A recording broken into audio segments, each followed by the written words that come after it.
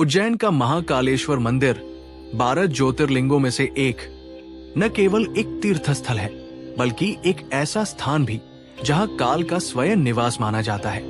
लेकिन इस दिव्य धाम के गर्भगृह में एक ऐसा रहस्य छिपा है जिसे सदियों से केवल कुछ साधु सन्यासी ही जानते हैं। सन 1781 मराठा साम्राज्य अपने चरम पर था।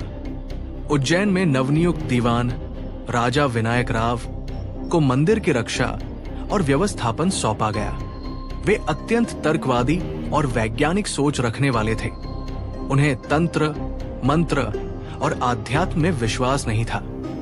एक दिन राजा ने देखा कि हर रात मंदिर में भस्म आरती के समय कुछ अघोरी आते हैं और आरती के बाद अचानक अदृश्य हो जाते हैं। उन्हें शक हुआ, शायद ये अघोरी मंदिर की प्राचीन संपत्ति चुरा रहे हैं। विनायक राव ने निश्चय किया, आज मैं छुपकर मंदिर में रहूंगा और सच्चाई का पता लगाऊंगा। उस रात जब आरती समाप्त हुई और सारे पुजारी जा चुके थे, राजा ने स्वयं को मंदिर के गर्भगृह के पास छिपा लिया।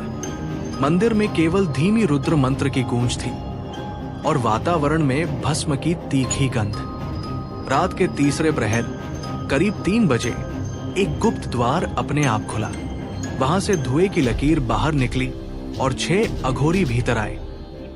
उनके शरीर पर राख, हाथ में त्रिशूल और आंखों में रक्तिम ज्वाला। राजा ने साहस करके उस गुप्त द्वार का पीछा किया। गुप्त द्वार के पीछे एक भूल भुलैया जैसी सुरंग थी। दीवारों पर रहस्यमय लिपि में कुछ मंत्र लिखे थे, जिनमें बार बार एक नाम दोहराया गया था, महाकाल अघोरनाथ।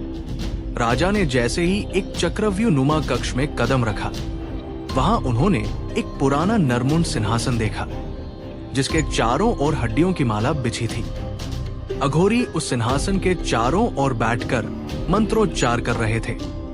तभी वहां प्रकट हुआ काल स्वरूप एक विकराल छाया। वो न मानव था, न पूर्णतः राक्षस। उस छाया ने कहा, मैं ही काल हूं, समय का भक्षक। यहां जो आता है वो लौटता नहीं, पर तू विशेष है क्योंकि तुझे नहीं डर लगता। तुझे मेरी सच्चाई जाननी होगी। काल ने राजा को एक दर्शन करवाया। महाकालेश्वर ज्योतिर्लिंग कोई साधारण शिवलिंग नहीं, बल्कि एक प्राचीन कालमंत्र ग्रंथ का केंद्र है। ये ग्रंथ खुद भगवान शिव ने महाकाल रूप में रचा था, जिससे समय को मोड़ा जा सकता है, मृत्यु को टाला जा सकता है। पर यदि ये गलत हाथों में गया, पूरी पृथ्वी पर काल राज छा जाएगी।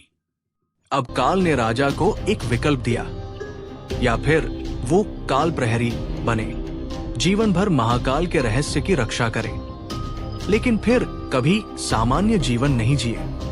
राजा ने चुना त्याग और रक्षा का पथ। उस दिन के बाद से राजा गायब हो गया।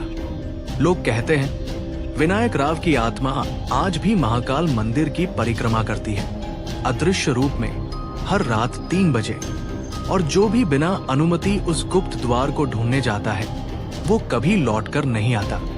महाकाल की भस्म आरती में जो राख चढ़ती है, वो केवल चिता की नहीं, बल्कि उन आत्माओं की भी होती है जो काल के रहस्य को छूने की चेष्टा करते हैं। इसलिए कहा गया है, महाकाल का नाम लेना सरल है, पर उनके रहस्य को जानना मृत्यु को आमंत्रण देना है।